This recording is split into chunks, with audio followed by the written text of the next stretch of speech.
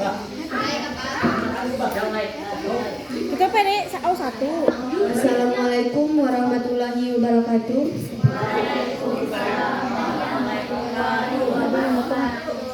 Kami panggil peserta Sahil Quran dengan nomor undian 001 untuk menempati pentas.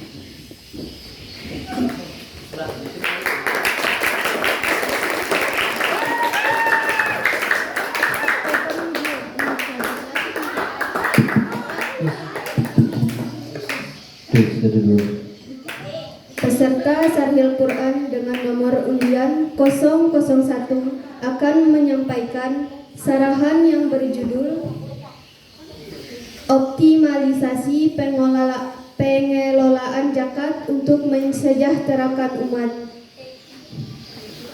Dipersilakan. Bismillahirrahmanirrahim.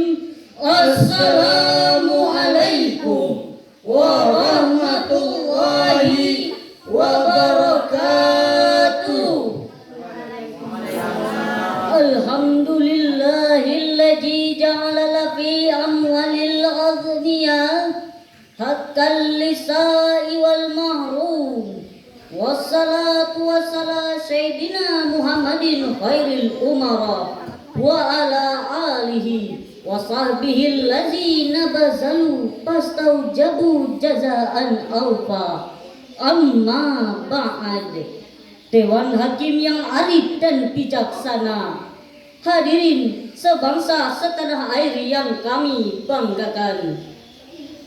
Kita bangga menjadi bangsa Indonesia, bangsa yang berada di garis khatulistiwa, memiliki khazanah dan kekayaan alam yang melimpah ruah.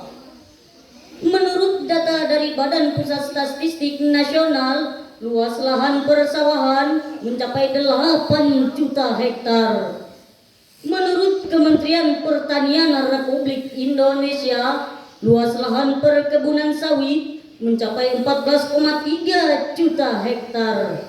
Ditambah lagi dari sektor perdagangan dan perindustrian yang di dalamnya juga termasuk berbagai jenis perusahaan berskala kecil, menengah, dan besar. Demikian pula dari sektor peternakan, pertambangan, kelautan, dan perikanan. Penghasilan pegawai negeri, BUMN dan swasta, serta dari berbagai profesi lainnya. Semua itu, hadirin, merupakan potensi zakat di negeri bertuah ini. Maka wajarlah potensi zakat di Indonesia ini ditamsilkan seperti membangun raksasa yang sedang tidur.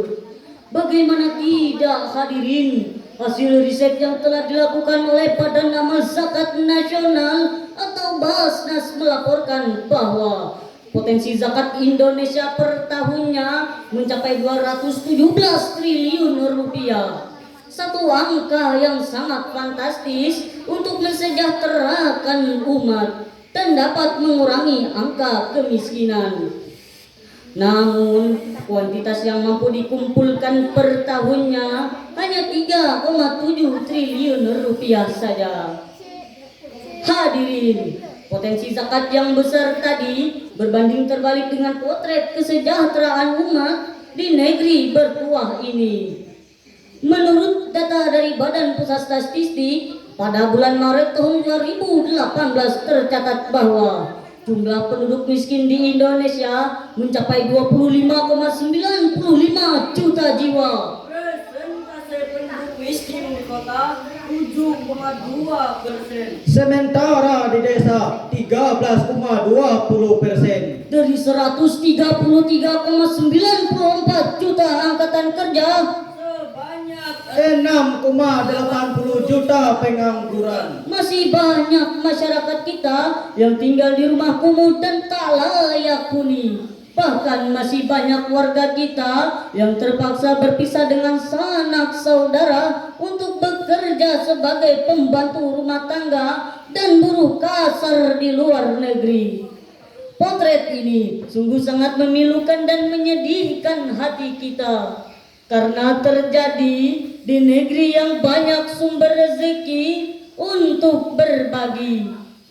Atas dasar inilah kami menyampaikan syarahan Al-Quran yang berjudul Optimalisasi Pengelolaan Zakat untuk Mensejahterakan Umat, dengan landasan firman Allah dalam Al-Quran surah At-Taubah ayat 103. A'udzu billahi minasyaitonir rajim.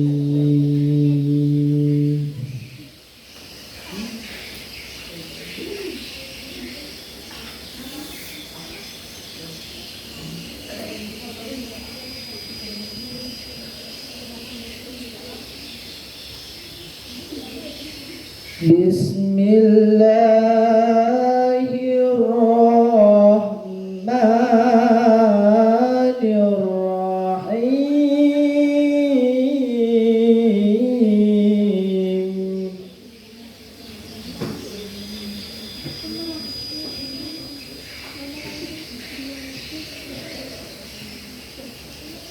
Qul min amwalihim sadaqatan tudahhiruhum wa tuzakkihim biha wa salli alaihim.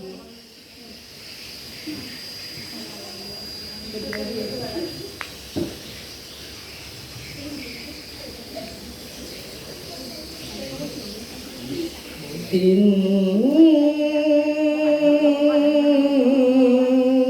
salataka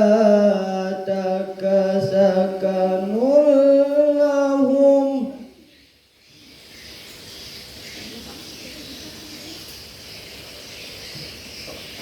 wallahu sami'un alim.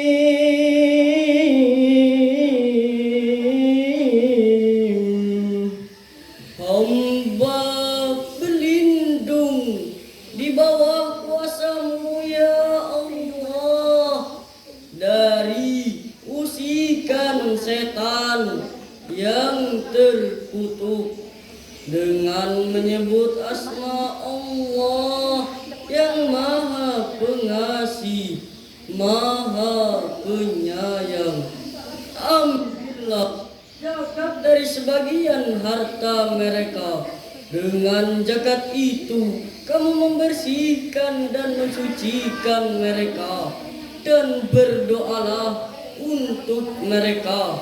Sesungguhnya doa kamu itu menumbuhkan ketentraman jiwa bagi mereka, dan Allah Maha mendengar, Maha mengetahui. Hadirin yang kami muliakan, Profesor Dr. Wahbah Az-Zuhaili dalam tafsir Al-Munir menukilkan sebab nuzul ayat tadi dari riwayat Ibnu Jarir dari Ibnu Abbas radhiyallahu anhu berkenaan dengan Abu Lubabah dan teman-temannya yang mendirikan tiang Masjid Nabawi dan tidak mau dilepaskan kecuali oleh Rasulullah sallallahu alaihi wasallam. Dan atas dasar tidak ikut dalam perang Tabuk disebabkan harta mereka. Setelah dilepaskan, mereka datang menjumpai Rasulullah dengan membawa sebagian harta mereka. Lalu mereka berkata, "Wahai Rasulullah, ambillah sebagian harta dari kami dan bersedekahlah dengannya untuk kami, dan mohonlah ampunan untuk kami." Lalu Rasulullah menjawab, "Saya tidak akan mengambil sedikit pun harta dari kalian sehingga datang perintah Allah." Maka turunlah ayat yang telah dibacakan tadi. Hadirin, Profesor Dr. Muhammad Quraisihab dalam tafsir Al-Misbah menjelaskan bahwa ayat yang telah dibacakan tadi, walaupun dalam konteks uraian tentang Abu Lubabah dan teman-temannya, ia berlaku umum. Demikian pula hadirin, walaupun dalam redaksinya khusus ditujukan kepada Rasul, ia pun bersifat umum. yakni ditujukan kepada siapapun yang menjadi penguasa. Oleh sebab itu, jika sekelompok orang di zaman Abu Bakar Siddiq menolak untuk membayar zakat dengan dalih bahwa ayat tadi khusus ditujukan kepada Rasul, maka Abu Bakar menolak dalih tersebut dan memerangi mereka. Hadirin, Profesor Dr. Yusuf Qaradawi dalam karyanya menjelaskan bahwa kewajiban zakat bukanlah kewajiban yang bersifat individual, sehingga siapa yang kuat iman dan mengharap pahala akhirat maka menunaikan zakat. Sementara yang lemah iman dan bakhil maka tidak menunaikannya. Sekali-kali tidak demikian. Kewajiban zakat yang bersifat manajerial yang ditujukan oleh penguasa atau ditujukan sebagai penguasa untuk melakukan pengelolaan dan pendistribusiannya secara profesional dan proporsional.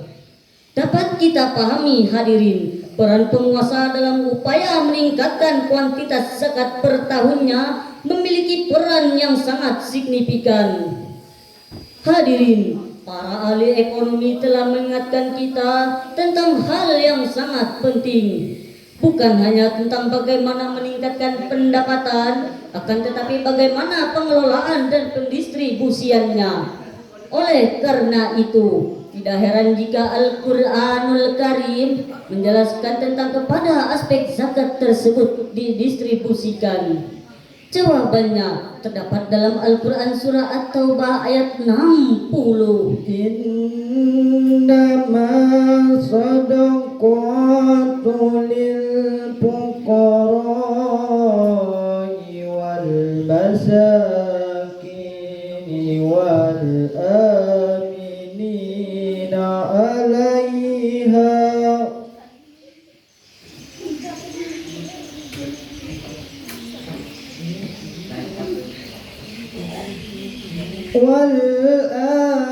والآمنين عليها والمؤلفة قلوبهم وفي الرقاب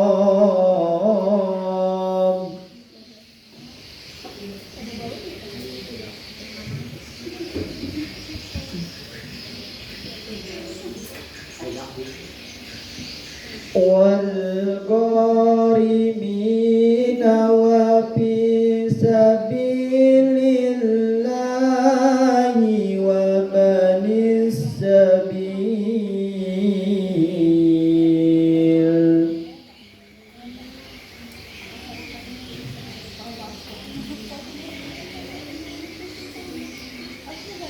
فريدة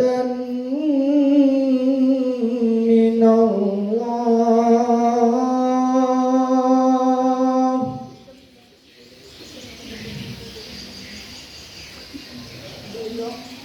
والله سميع عليم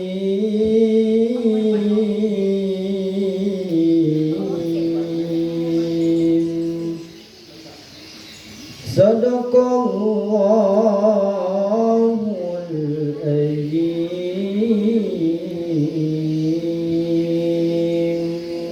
Sesungguhnya zakat itu hanyalah untuk orang-orang fakir, orang-orang miskin, pengurus-pengurus zakat, para mu'allaf yang dilunakkan hatinya untuk memerdekakan budak, orang-orang yang berhutang untuk jalan Allah, dan mereka yang sedang dalam perjalanan sebagai suatu ketetapan yang diwajibkan Allah. Dan Allah Maha mengetahui lagi Maha bijaksana, Maha benar Allah atas segala firman-Nya. Dan ialah yang Maha Agung. Ma'asyiral muslimin rahimakumullah. Profesor Dr. Muhammad Quraisy Shihab dalam tafsir Al-Misbah menjelaskan bahwa kelompok-kelompok yang berhak menerima zakat para ulama telah sepakat bahwa terdapat 8 golongan yang berhak menerima zakat dan tidak boleh diberikan kepada selain mereka. Karena pada ayat tadi terdapat kata innama yang di dalam ilmu ma'ani merupakan salah satu adatul kasli yang berfungsi untuk menspesifikasikan.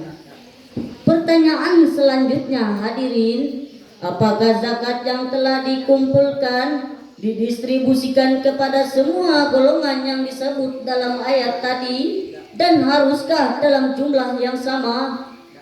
Profesor Dr. Yusuf Qaradawi dalam kitabnya Fiqh Zakat menjelaskan bahwa terdapat perbedaan pendapat para ulama mengenai masalah ini. Di akhir penjelasannya, beliau mengambil kesimpulan bahwa Pertama, jika zakat dikumpulkan banyak dan tingkat kebutuhannya sama, maka zakat dibagikan kepada semua golongan yang disebut dalam ayat tadi. dan yang kedua, peran penguasa dalam mengupayakan zakat secara profesional dan proporsional memiliki peran yang sangat signifikan. Dari uraian yang telah kami sampaikan tadi, dapat kami simpulkan, pertama, Indonesia memiliki potensi zakat yang sangat fantastis, namun kuantitas yang mampu dikumpulkan per tahunnya masih sangat rendah.